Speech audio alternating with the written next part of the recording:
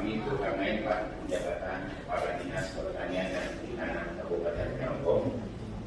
Kami pernah 2 tahun jadi sekuan Pak. Jadi ya familiar dengan kegiatan kita dan juga kerja ini. Yang ingin kami sampaikan bahwa terima kasih kepada DPRD Kota Yogyakarta. Kami itu sudah menghubungi Dinas Pertanian, ternyata memang LP2P dan ini di provinsi agak spesifik ya, karena Kota Jogja mungkin bahan sawahnya sudah alih fungsi semua.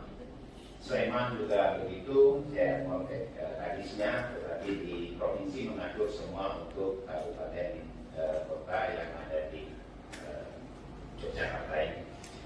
Sebagai pesan mungkin Pak, kami Kabupaten Rejang Lebong itu daerah sentranya sayur mayur untuk mensuplai bukan hanya provinsi Bengkulu, tetapi juga untuk provinsi Sumatera Selatan, Jambi dan sebagian juga ke Sumatera Barat atau Lampung. Kalau kopi, perkebunan kopi kita ada 30.000 hektar, itu juga Jogja larinya bisa mensuplai. Mungkin ini awal kita bisa bekerja sama untuk bagaimana saling menguntungkan kerjasama antar daerah. Tidak kemungkinan juga banyak masih. Nah juga kami mengundang ini dari Jogja maupun Banjarmasin. Kalau Pak Ketua Pansus tadi menyampaikan tidak menariknya Bengkulu kecil, tapi Bengkulu itu punya daya tarik luar biasa sebenarnya kalau kita paham. Karena penjahit merah putih itu orang Bengkulu, bukan Mawati itu orang Bengkulu, ya kan? Nah di situ ada mesin jahitnya, sekarang pun sudah dibangun patungnya begitu sebagai monumen mengenang jasa beliau. Ya, termasuk bandaranya pun sekarang namanya Bandara Fatmawati Soekarno. Dan beberapa destinasi wisata mungkin tidak ada di Kalimantan Selatan, ada di Banjarmasin. Kita daerah pegunungan lengkap, Bengkulu itu ada pantai, ada gunung, ada gunung berapi seperti itu. Jadi sangat lengkap, termasuk budaya adatnya.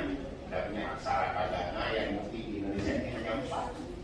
Ya, salah satunya adalah aksara Kecang, Wonosobo di Jawa, kemudian Batak dan Lampung. Hanya itu saja yang lain tidak besar.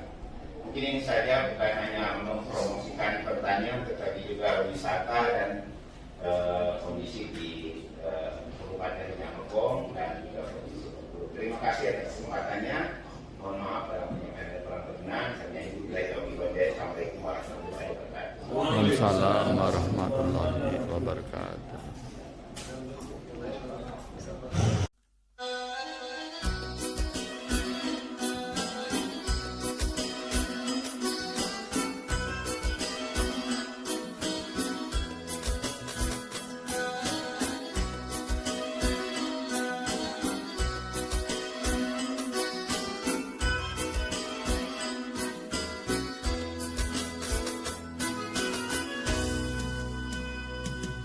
Rejang dalam beli ke sadina alam keliling tebon tanah rejang punai menong punai muni sapi bau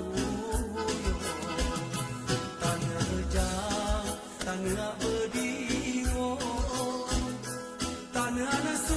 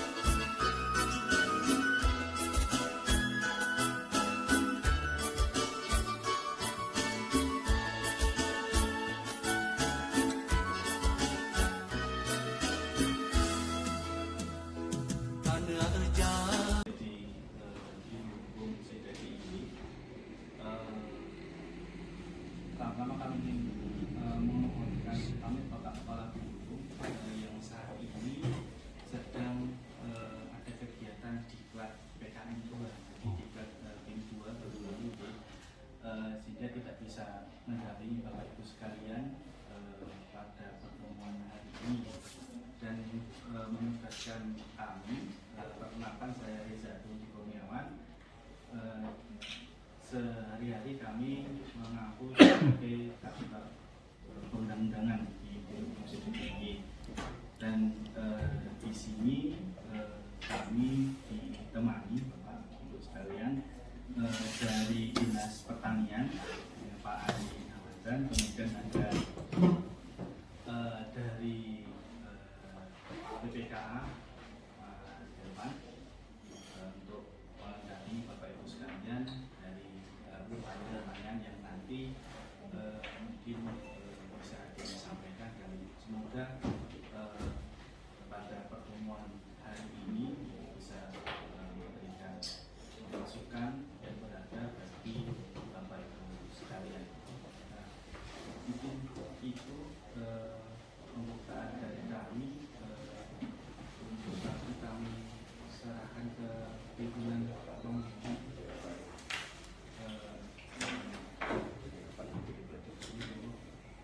Assalamualaikum warahmatullahi wabarakatuh. Waalaikumsalam warahmatullahi wabarakatuh. Sahabat Cilujang Channel, pagi hari ini kita mengikuti kunjungan kerja Pansus 2 Menjelang siang hari ini kita semuanya dalam DPRD Kabupaten Rejang-Lebong membahas Raperda LP 2B di Biro Hukum DIY Yogyakarta. Sudah Provinsi DIY hadir bersama kita Bapak Reza selaku bagian hukum, Kabak perundang-undangan. dan dari Dinas Pertanian dan dari AA yang kami hormati, rekan-rekan anggota DPRD Kabupaten Rejang-Lebong Provinsi Bengkulu, Pak. Dan kami juga ikut kami Pak Kepala Dinas Pertanian dan Perikanan Kabupaten Rejang-Lebong. Pertama, kami ingin menyampaikan ucapan terima kasih bahwa sesuai dengan konfirmasi yang telah kami sampaikan beberapa hari yang lalu, kami bisa diterima di Biro Hukum Seda Provinsi DIY. Ini kami apresiasi, Pak, terima kasih. Kami kemarin sudah berkunjung ke DPRD Kota Yogyakarta juga. Kami mohon maaf, Pak, kalau sebenarnya ada hal yang kurang berkenan. Pertama, izinkan kami dari DPRD Kabupaten Rejang-Lebong Provinsi Bengkulu, kami mendapatkan amanah dari lembaga untuk membahas raperda berkaitan dengan LP2B, Pak. Yang sebetulnya ini undang-undang sudah lama, 2009 misalnya ya. Undang-undang nomor 41 tahun 2009 ya.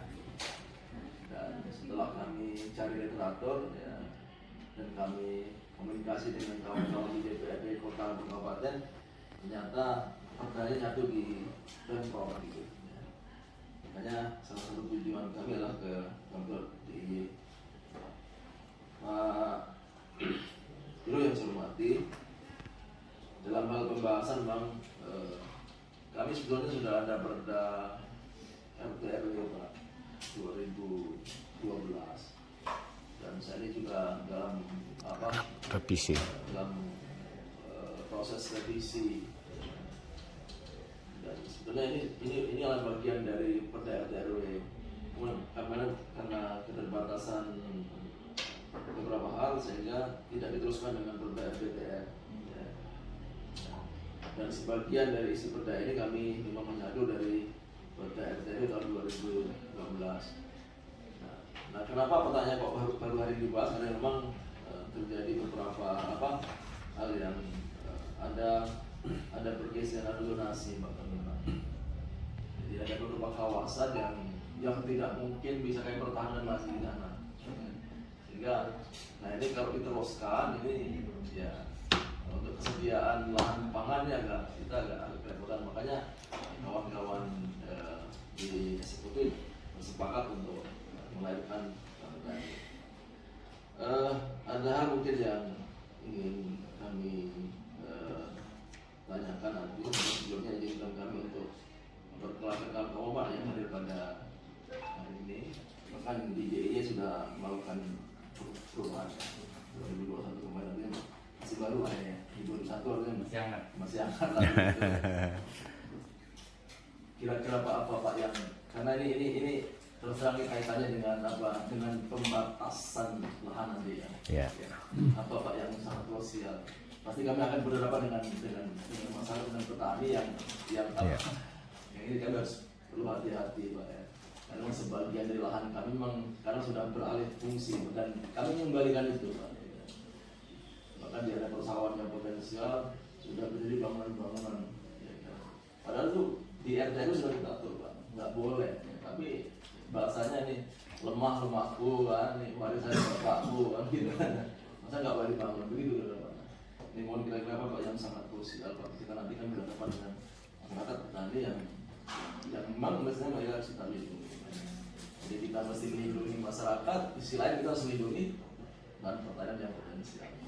Itu Pak sementara dari kami sebagai pengantar, mohon kira-kira Pak saran dan masukan sempurnaan dari kita yang kami lakukan. Sebelum kawan-kawan bisa juga saya dengan Pak Reza. Terima kasih Pak.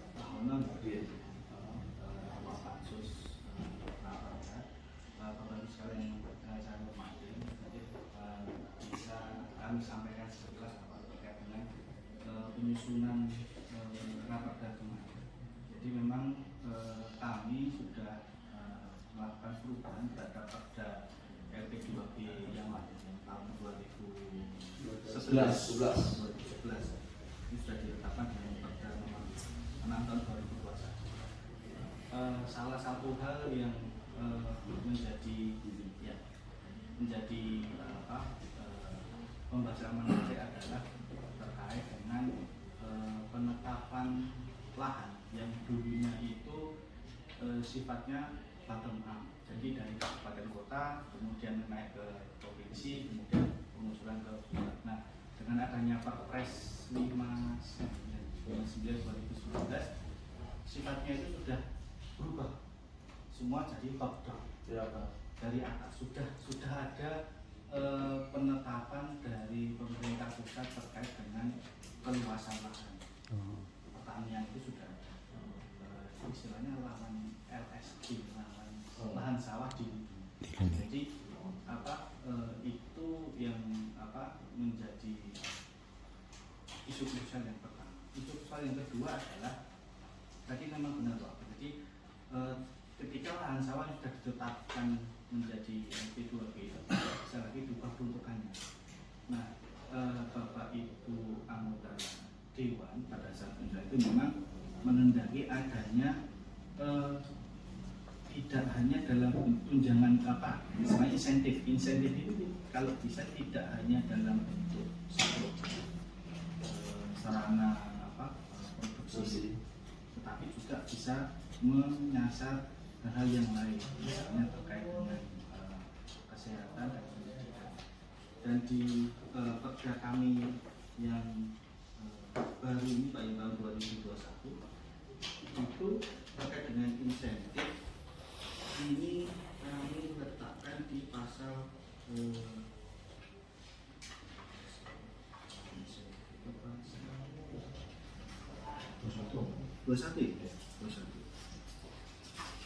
Oh iya, pasal 21 Pak. Jadi diskusi panjang itu ada di insentif Pak. Karena memang kita juga sepakat dengan DPRD bahwa terkait dengan penetapan kita sesuaikan dengan peraturan tetapi jangan sampai masyarakat yang sudah lahannya ditetapkan itu tidak bisa mendapatkan insentif di luar satu, sehingga di dalam pasal 21 ini kita masukkan di huruf H Bapak. Di huruf H kalau Bapak Ibu sekarang ada yang membawa perda tinggi di pasal 21 di ayat 1 itu di huruf H. Di sini bentuk lain sesuai dengan ketentuan peraturan perundang-undangan. Nah, di dalam penjelasannya nanti di pasal 21 disebutkan bahwa yang dimaksud dengan bentuk lain sosial ketentuan perundangan adalah antara lain beasiswa pendidikan, asuransi, jaminan kesehatan atau insentif lain yang berhubungan dengan peraturan perundang-undangan. Jadi diskusi itu yang kemarin banyak berkembang Pak di DPRD, terutama di pasal 21-nya. Kemudian diskusi menarik yang lain yang kemarin adalah terkait dengan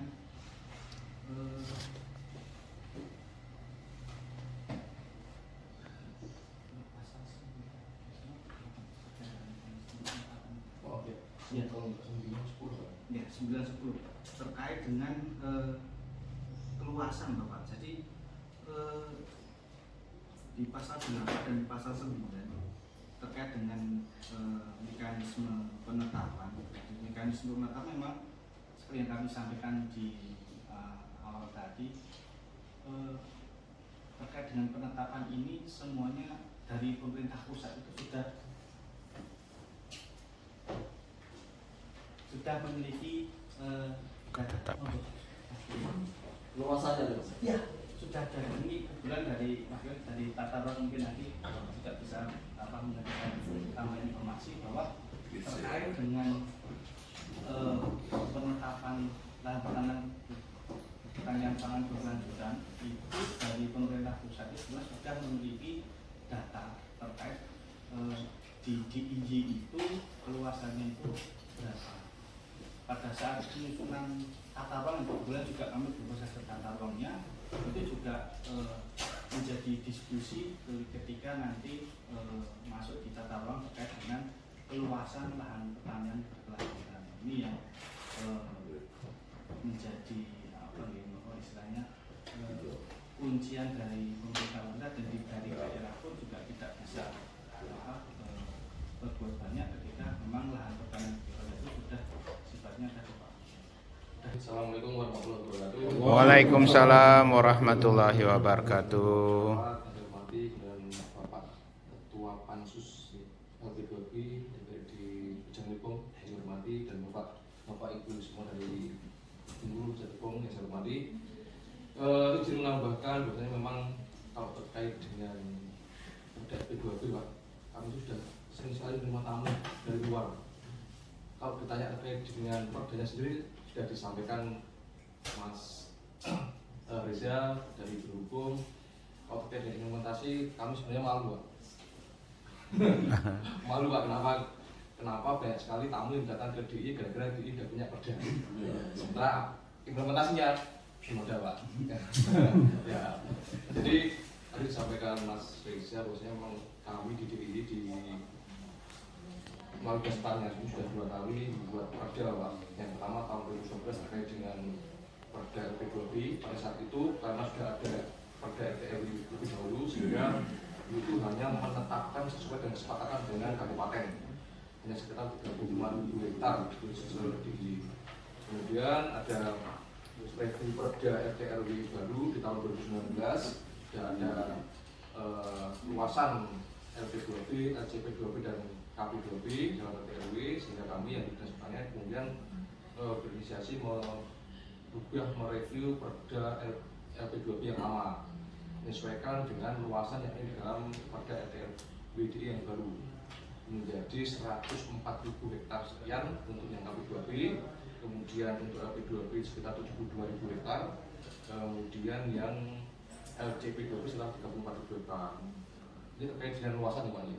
Nah, dari perda LP2BDI tahun 2021 tersebut ternyata dari kabupaten itu sudah menindaklanjuti lebih dulu Pak terkait dengan perda RT/RW DIY. RT/RW DIY tahun 2019. Kami di DIY itu ada 4 kabupaten 1 kota. Kebetulan Kabupaten Sleman sudah menetapkan perda LP2B lebih dahulu daripada yang DIY. Itu perda nomor 6 tahun 2020 kalau nggak salah, itu Kabupaten Sleman.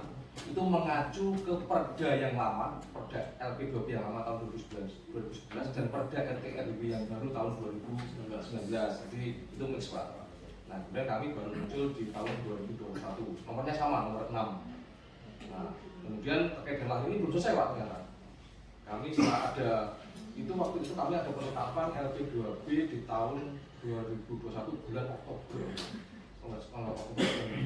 Nah, kemudian di tahun yang sama tahun 2021 muncul yang namanya SK Kekmen ATR BPN itu di bulan Desember terkait dengan LSD lahan sawah dilindungi ya, lahan sawah dilindungi itu sudah ditetapkan di situ per kabupaten ya, per kabupatennya.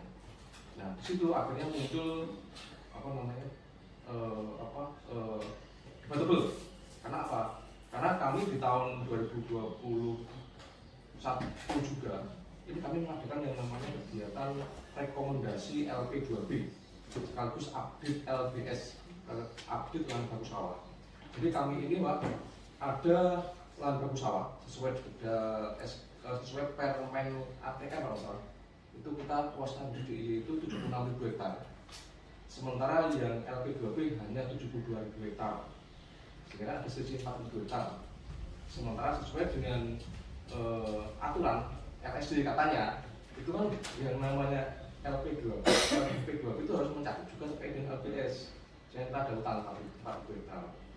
Karena kami pada saat kegiatan rekom itu dalam rangka untuk menindaklanjuti perda kabupaten yang belum melaksanakan atau belum membuat perda LP2B melakukan yang namanya rekomendasi LP2B untuk membuat SK Bupati terkait dengan luasan LP2B maupun LCP2B.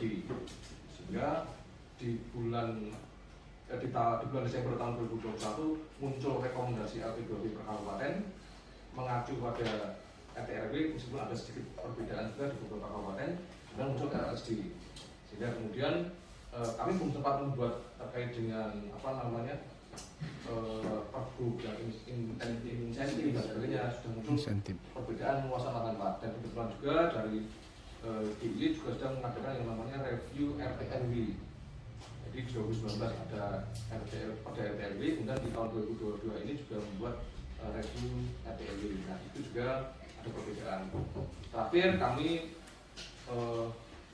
dengan BPTR dan juga dengan pusat sudah menetapkan rencana ke depan dari luasan KP2B yang 140.000 hektar itu tinggal sekarang 73.000 hektar kalau salah.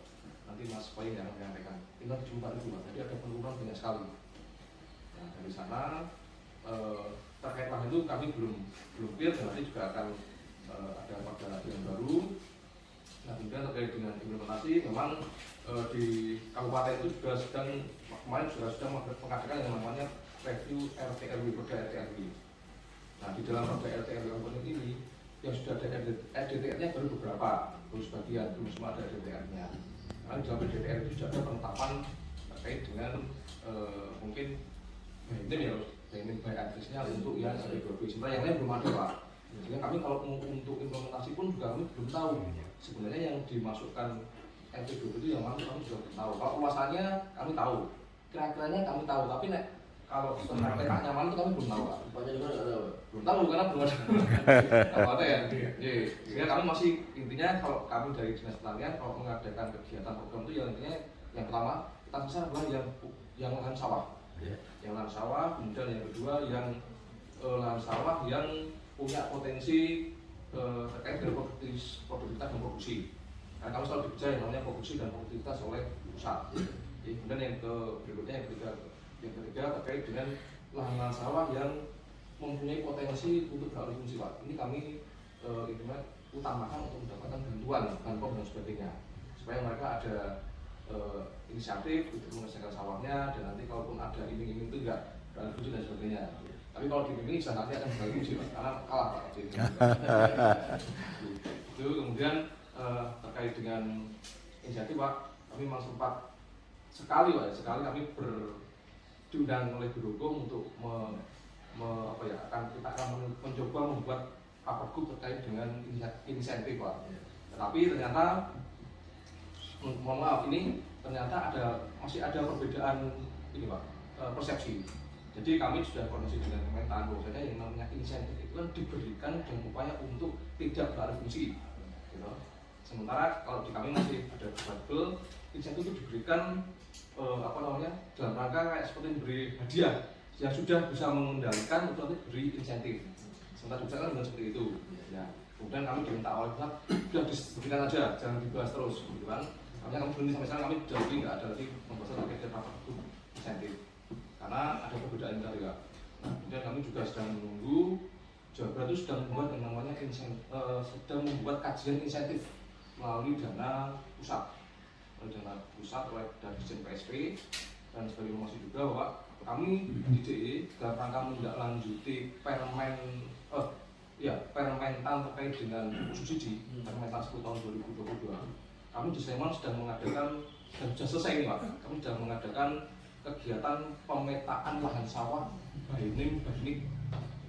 Jadi sudah kita data peta sawah itu ini punya siapa, ini miliknya pemilik atau penggarap, niknya berapa, itu sudah ada, sudah jadi Pak. Jadi koordinatnya sudah ada petanya, sebenarnya sudah lengkap Pak petanya. Ini kita bersama dengan Dirjen PSP, dan ini nanti kalau nanti akan kami tambah untuk yang di kabupaten yang lain Pak. Karena ini sangat bermanfaat untuk kami terkait dengan nanti Banten, terkait nanti dengan bahan pupuk subsidi dan sebagainya. Karena sekarang terkait dengan bahan pupuk ini harus ada poligon dan sebagainya Pak. Jadi nanti dengan adanya peta sawah ini akan membantu kami dalam pemberian bantuan pemerintah kepada masyarakat. Terkait dengan yang lain, kami program-program pertanian tetap berjalan Pak, dan alhamdulillah meskipun di ini alih fungsi lahannya termasuk tinggi, tapi alhamdulillah produksi pangannya meningkat Pak. Tidak meningkat Pak, meskipun hanya ya 1-2% Pak. Mungkin itu Pak dari kami, terima kasih. Assalamualaikum warahmatullahi wabarakatuh. Waalaikumsalam warahmatullahi wabarakatuh.